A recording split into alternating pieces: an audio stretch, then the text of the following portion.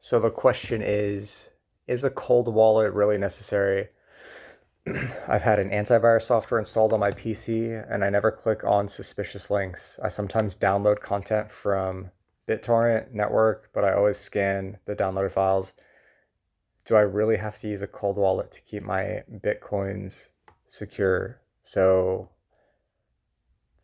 this question kind of doesn't make sense. So yeah, you need a cold wallet to keep your Bitcoin secure.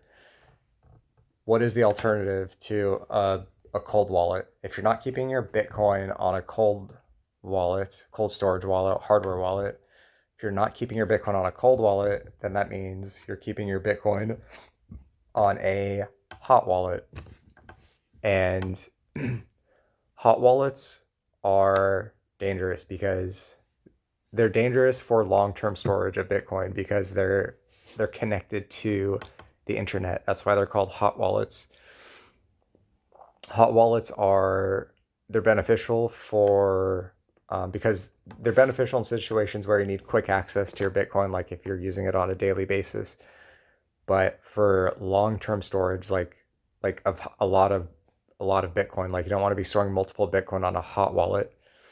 Um, for long-term storage and for storage of a lot of Bitcoin, you definitely want to use a cold wallet because cold wallets, as I've sort of alluded to, they are not connected to the internet, which means that there's no way that let me give you an example. So a hot wallet would be like an app on your phone, like Blue Wallet, okay?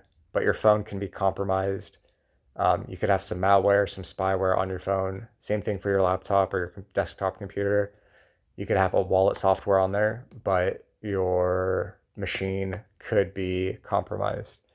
Okay. And these machines and they become compromised because they are connected to the internet. And when you buy the machine from the factory, brand new, there's nothing on it, right? Like it gets infected from browsing the internet. So that's how the machines get infected, and that's how people do um, get Bitcoin stolen from their hot wallets. That's one way. So if you're serious about Bitcoin, you definitely need a cold wallet. And just to be clear, is a cold wallet means that it's a wallet that was generated or that is managed offline. A Bitcoin wallet that is managed offline. And what does that mean, managed? It means, sorry, I got a call from a minute. It means that, um, what was I saying? I was saying, what is wallet management? It means signing transactions. That's pretty much the main thing. Signing transactions, which means sending Bitcoin from your wallet, and receiving transactions, meaning you get an address from your wallet, you give it to somebody, and they send you Bitcoin. So those two factors, when you're using a wallet that is offline, or sorry, when you're with those two factors, you definitely want to be using a cold wallet, a hardware wallet, because any any of those two actions can be negatively influenced with a hot wallet by malware or spyware. So, for example, let's say that you're going to sign a transaction, you want to send some Bitcoin from your wallet or whatever, and you use a hot wallet. When you're signing a transaction on a hot wallet or in a cold wallet, the keys are temporarily exposed, okay? They're vulnerable. On a cold wallet, this is no problem. But on a hot wallet, if you have some sort of keylogger or if you have some sort of spyware or malware on your machine, there's a chance that it can intercept what your keys are when you're signing a transaction. And once they have your keys, they can control your wallet and move your Bitcoin, and you're done. You're out of the game at that point. The other thing is receiving a transaction. Let's say you're managing your wallet and you're receiving a transaction.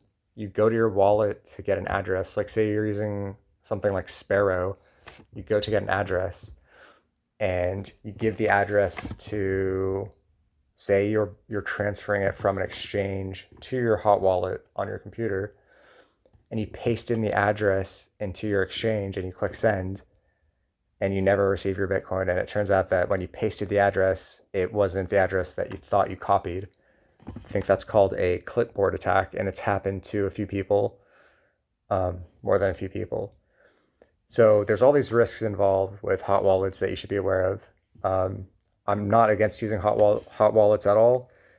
I use a hot wallet myself, but I only store a small amount of Bitcoin in there. And then when I say small amount, it's an amount that you would keep in your like physical wallet, like the amount of cash you would keep in your physical wallet, like $20, $100, whatever small is to you.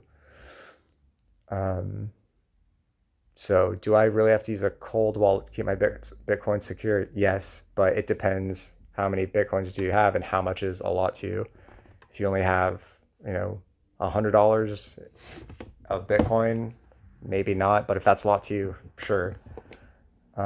Yeah, so everyone should be using a cold wallet, and they can seem technically intimidating, like especially if you're not technically savvy, but they are so simple once you learn them.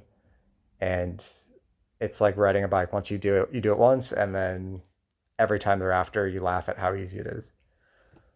Yep. So let me know your thoughts.